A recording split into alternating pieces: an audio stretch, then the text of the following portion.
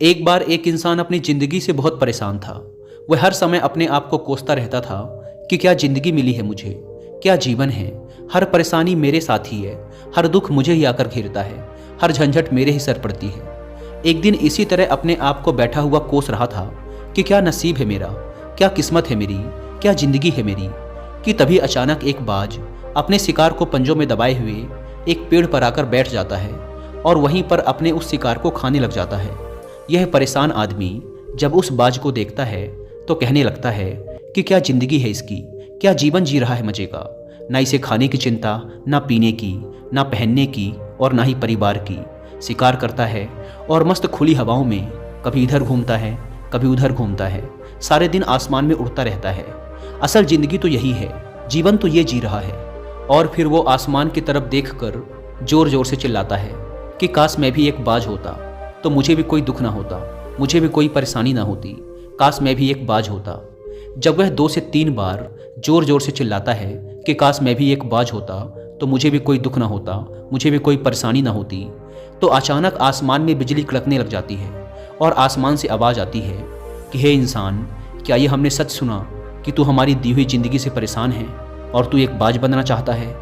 तो इस आकाशवाणी को सुनकर यह इंसान हैरान रह जाता है और आसमान की तरफ देखकर कहता है कि हाँ, मैं सच में अपनी इस ज़िंदगी से बहुत परेशान हूँ, क्योंकि हर परेशानी मेरे साथ ही है, हर दुख मुझे ही है, हर तकलीफ़ मेरे ही साथ है।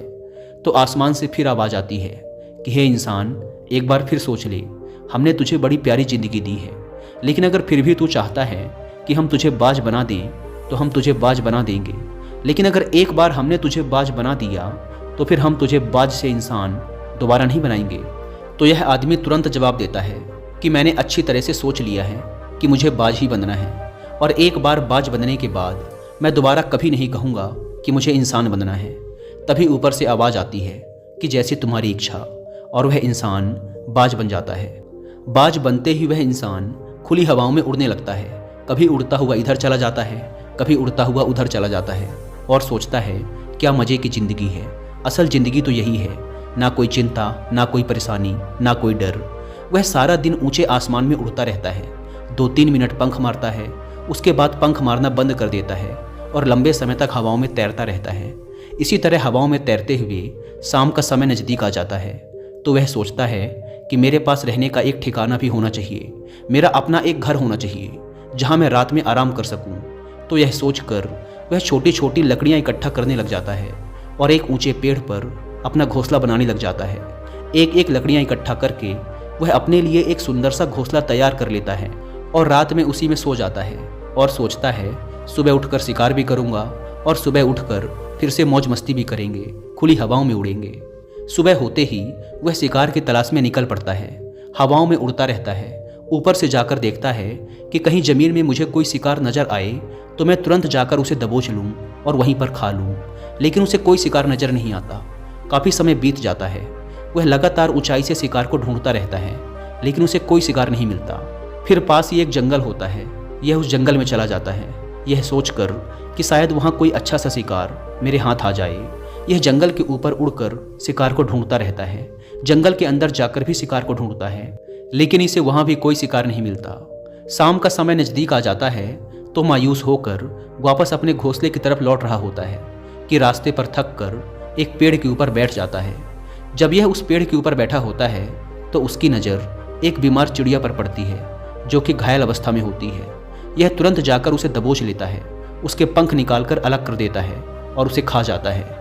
उस चिड़िया को खाने के बाद वह अपने घोंसले की तरफ उड़ जाता है और रास्ते में सोचता है कि चलो बीमार चिड़िया ही सही, लेकिन कुछ तो खाने को मिला।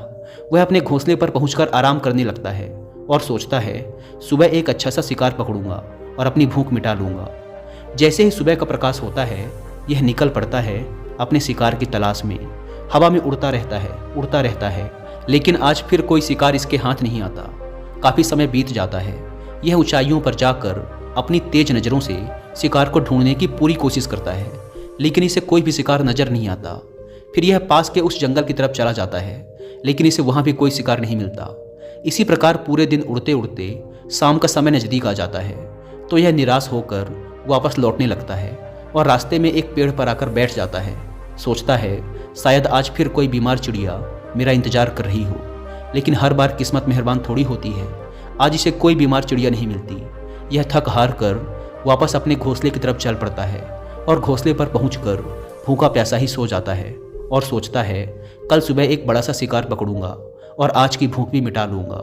रात को अपने घोंसले में सोया होता है, गहरी नींद में होता है कि तभी एक भयानक तूफान आता है।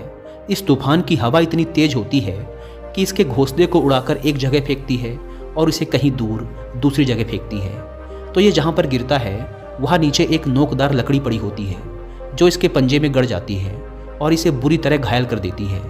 तूफान के रुकने के बाद बारिश शुरू हो जाती है। तेज बारिश होती रहती है पर यह किसी तरह से पेड़ों के नीचे छुपकर बैठा रहता है। बड़ी मुश्किल से इसकी रात कटती है।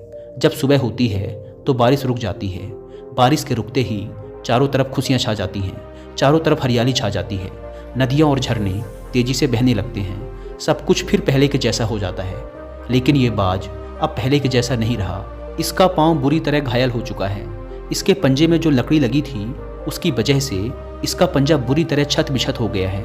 और मैं आपको बता दूं कि बाज का जो पंजा होता है वह उसके शिकार को पकड़ने के लिए सबसे ज़रूरी होता है, क्योंकि बाज अपने पंजों से ही अपने शिकार को पकड़ता है, दबोचता है और फिर अपनी चोंच के माध्यम से नोच नोच कर खाता है। लेकिन अब इस बाज का पंजा बुरी तरह से घायल हो चुका था और वह पिछले 2 दिनों से भूखा भी था।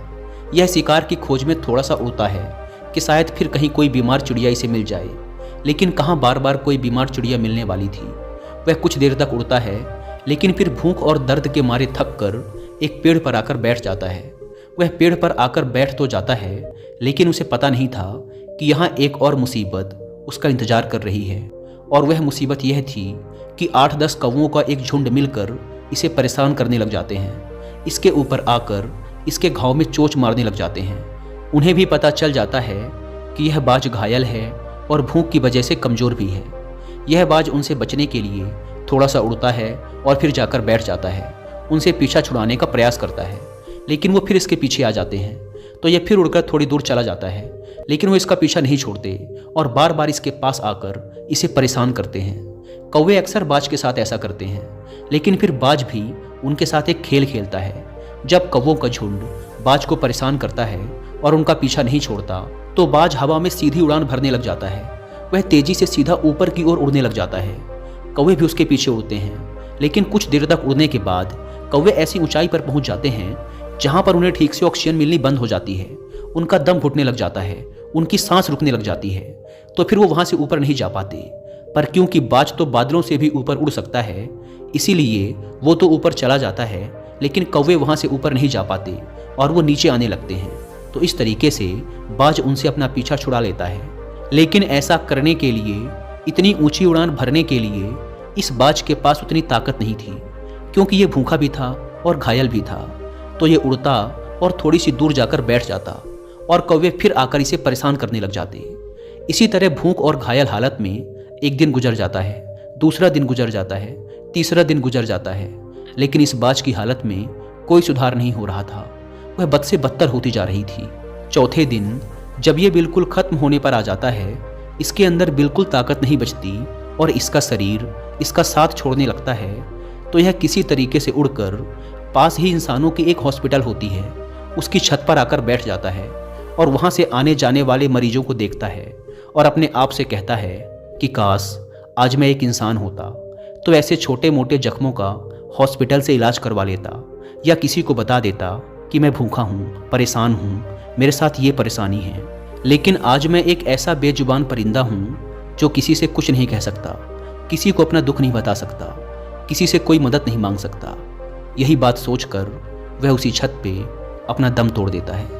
वह अपनी जान की कुर्बानी तो दे जाता है लेकिन साथ ही साथ हमें यह सीख भी दे जाता है कि आपको जैसा बनाया गया है, आप जैसे भी हो उसी में खुश रहो और उसी में बेहतर करने की कोशिश करते रहो, ना कि इस बात से परेशान रहो कि काश मैं ऐसा होता, काश मैं वैसा होता, काश मैं ये बन जाऊं। आपको जैसा भी बनाया गया है आप उसी में अपना सर्वश्रेष्ठ करने का प्रयास करते रहो। दोस्तों, ये कहानी तो काल्पनिक है लेकिन हमें जीवन का एक बहुत ही महत्वपूर्ण नियम सिखाकर जाती है कि हम जैसे भी हैं अच्छे हैं, बस हमें उसी में अपना सर्वश्रेष्ठ करने का प्रयास करते रहना चाहिए। धन्यवाद। hand to the floor, make it clap, make it roll. Rowdy, drop it down low.